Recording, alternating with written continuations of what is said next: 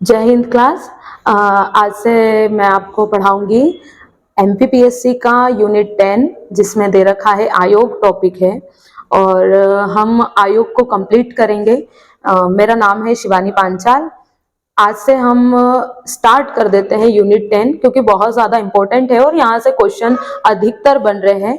Previous हमने 2 साल में देखा कि यूनिट 10 अच्छा खासा कवर करता है हमारा एग्जाम। तो आज से MPPSC unit 10, okay, MPPSC unit 10 को हम देखेंगे। ओके, यूनिट 10 में क्या देके रखे हैं भैया? कमीशंस देके रखे हैं। क्या देके रखे हैं? कमीशन देके रखे हैं। मतलब हमने देखा है आयोग दे रखे हैं। क्या दे रखे हैं? आयोग दे रखे हैं। आयोग को हम पढ़ना प्रारंभ करेंगे। आयोग जो है हमको अलग अलग प्रकार से दे रखे हैं। जैसे आयोग के प्रकार होते हैं, जैसे हमने देखा होगा संवैधानिक निकाय, सांविधिक निकाय, और आपने देखा होगा कार्यकारी निकाय, कॉन्स्टिट्यूशनल बॉडी, स्टैट्यूटरी बॉडी, और एक हमारा क्या हो जाता है? कार्यकारी निकाय के हो जाते हैं, है ना। तो अलग अलग निकायों को हम अलग अलग सेंस में देखेंगे। तो सबसे पहले आज हम शुरू जो करने जा रहे हैं ना, हम पढ़ेंगे एनसीएससी। क्या पढ़ेंगे? NCSC. NCSC, national commission for scheduled caste. क्या पढ़ेंगे? National commission for scheduled caste. National commission for scheduled caste में इसे कहा जाता है राष्ट्रीय अनुसूचित जाति आयोग। क्या पढ़ेंगे? जाति आयोग। राष्ट्रीय अनुसूचित जाति आयोग को हम पढ़ेंगे। ओके, राष्ट्रीय अनुसूचित जाति आयोग की शुरुआत कैसे हुई थी, इसका इतिहास देखेंगे, इसका परिचय देखेंगे, इसके जितनी भी धाराएं आती हैं उन्हें देखेंगे, कितने आर्टिकल्स ये कवर करता है उन्हें देखेंगे, और वर्तमान में इसमें वर्तमान परिप्रेक्ष्य में इसमें क्या क्या जुड़ा हुआ है, जैसे इसके वर्तमान अध्यक्ष कौन है, वर्तमान उपाध्यक्ष कौन है, इन सभी की हम क्या करेंगे भैया? जांच करेंगे। तो हम क्या पढ़ेंगे आज से? राष्ट्रीय अनुसूचित जाति आयोग। राष्ट्रीय अनुसूचित जाति आयोग में सबसे पहले हम देखेंगे ये जो अनुसूचित जाति है, एससी है, ये शब्द कैसे आया। ठीक है, इस शब्द के इतिहास की ओर हम एक बार क्या करते हैं? नजर करते हैं। एससी जो शब्द है, अनुसूचित जाति शब्द, सबसे पहले हम देखेंगे जो ब्रिटिश थे, मतलब जो अंग्रेज थे, अंग्रेजों ने एक शब्द का प्रयोग करा जिसका नाम था डिप्राइव। क्या बोला? डिप्राइव। तो डिप्राइव का मतलब होता है दलित। क्या हो जाता है? दलित शब्द। दलित शब्द का सर्वप्रथम प्रयोग किसके द्वारा किया गया? अंग्रेजों के द्वारा किया गया। अंग्रेजों के द्वारा दलित शब्द का सर्वप्रथम प्रयोग किया गया।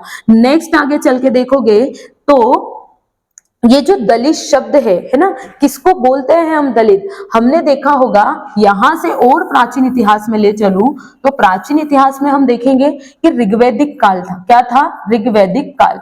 ऋग्वैदिक काल में हमने देखी है वर्ण व्यवस्था। क्या देखी है? वर्ण व्यवस्था। और ये जो वर्ण व्यवस्था है, ये उस समय ऋग्वैदिक काल में ये क्या हुआ करती थी? कर्म आधारित हुआ करती थी। कौन कौन से वर्ण होते थे? तो भैया 4 वर्ण आपने देखा होगा। क्या होता था? ब्राह्मण्स होते थे, ब्राह्मण होते थे, फिर कौन होते थे? क्षत्रिय होता था वर्ण। क्षत्रिय के बाद क्या होते थे? वैश्य था, वैश्य और शूद्र। वैश्य और शूद्र, ये देखेंगे हम। ब्राह्मण, क्षत्रिय, वैश्य और शूद्र, जो हमारी वर्ण व्यवस्था थी वो कर्म आधारित थी। ऋग्वैदिक काल में वर्ण व्यवस्था किस पे आधारित थी? काम पे आधारित थी। जो जैसा काम करता था उसे उस वर्ग के अंदर रखा जाता था, उस वर्ण के अंदर रखा जाता था।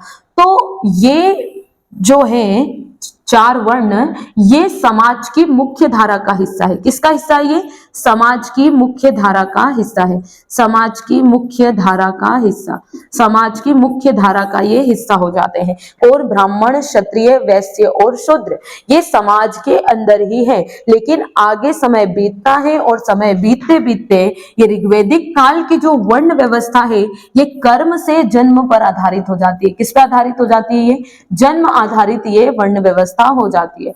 अब ये जन्म आधारित जो वर्ण व्यवस्था है, वर्ण सेम है, लेकिन कर्म से उठ के क्या हो गया है? जन्म हो गया है। मतलब राजा का बेटा ही राजा बनेगा, शूद्र का बेटा शूद्र बनेगा। जो ये व्यवस्था है जन्म के आधार पर चलने लग गई। अब जन्म के आधार पर यह व्यवस्था चलने लग गई, लेकिन होता क्या है?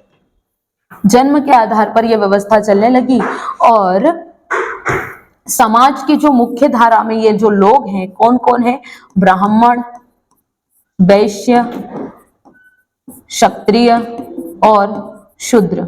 ये जो लोग हैं, चार लोग, इसमें शूद्र जो है ना, ये जन्म आधारित व्यवस्था में समाज की मुख्य धारा में रहते हुए, समाज की मुख्य धारा में रहते हुए इनको भेदभाव का सामना करना पड़ा। किसका सामना करना पड़ा, भेदभाव का सामना करना पड़ा।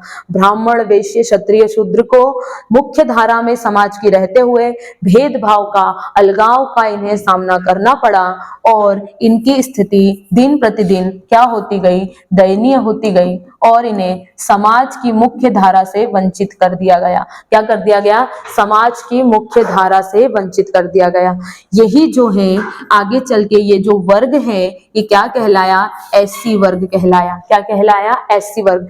एससी और एसटी वर्ग में इतना ही डिफरेंस है कि ये एससी जो है, शूद्र जो है, ये समाज की मुख्य धारा में रहकर भेदभाव का सामना कर रहे थे और जो एसटी वर्ग होता है, शेड्यूल ट्राइब होती है, ये स्वयं ही क्या है, समाज से अलग थलग रहते हैं। इनकी खुद की संस्कृति होती है, इनकी खुद की वेशभूषा होती है, तो ये समाज से खुद अलग थलग रहते हैं। ये समाज की मुख्य धारा में रहकर अलग नहीं है, ये समाज से पहले से ही अलग हैं, तो इसे बोलेंगे शेड्यूल ट्राइब। तो हमें इतना समझ में आ गया होगा शेड्यूल कास्ट और शेड्यूल ट्राइब क्या होता है। ओके, तो शेड्यूल कास्ट के बारे में हम आपको पढ़ा रहे हैं। इसी शब्द की उत्पत्ति मैंने आपको बताई। सबसे पहले जो ब्रिटिशर्स होते हैं ना, जो ब्रिटिश थे, उन्होंने एक शब्द का प्रयोग किया।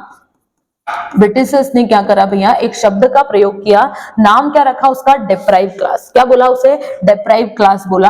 डेप्राइव क्लास बोला, जिसे बोलते हैं दलित वर्ग। क्या बोलते हैं, दलित वर्ग शब्द का सर्वप्रथम प्रयोग किसने करा था, अंग्रेजों के द्वारा किया गया। नेक्स्ट चलते हैं, फिर इन्हीं दलित वर्ग के लोगों के लिए गांधी जी ने, किसने, गांधी जी ने एक शब्द का प्रयोग किया जिसका नाम है हरिजन शब्द। क्या नाम है, हरिजन। तो हरिजन शब्द का एससी के लोगों के लिए क्या करा, सबसे पहले प्रयोग किसने करा था, गांधी जी ने करा था।